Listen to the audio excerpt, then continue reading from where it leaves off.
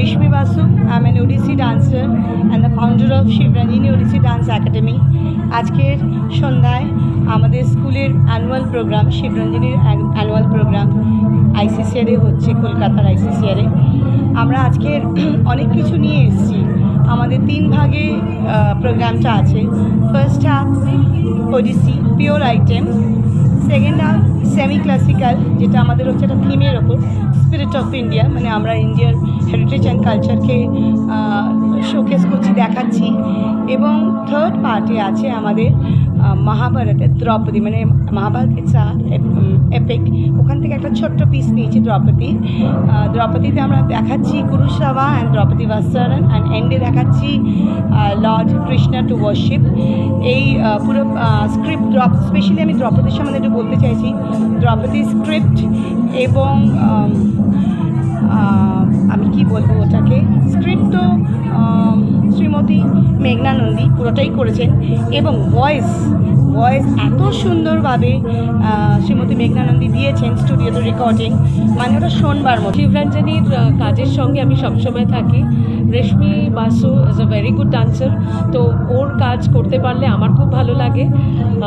এবারে এই মহাভারত ছাড়াও যেটা আমার সঙ্গে ওর কথা হয়েছে স্পিরিট অফ ইন্ডিয়া, এই স্পিরিট অফ ইন্ডিয়ার মধ্যে আমরা দেখিয়েছি যতগুলো আমাদের মানে কি বলবো উৎসব, সেই উৎসবগুলোকে নিয়ে মোটামুটি একটা কাজ করা হয়েছে। এবং তাতে যা মানে গণেশ থেকে শুরু করে শিবা বন্দনা সব আছে। আর মহাভারত থেকে যে পিসটার কথাও ভেবেছে সেটা দ্রৌপদী, এবং দ্রৌপদী খুব ছোট্ট করে করা খুব মুশকিল, কিন্তু সত্যি সত্যি রেশমির একটা কি বলবো কারিশমা, যে ও সত্যি এটা করতে পারে এবং খুব সুন্দরভাবে ও এত ছোট বাচ্চা, বড় সিনিয়র গ্রুপ সবাইকে নিয়ে আরও নিজে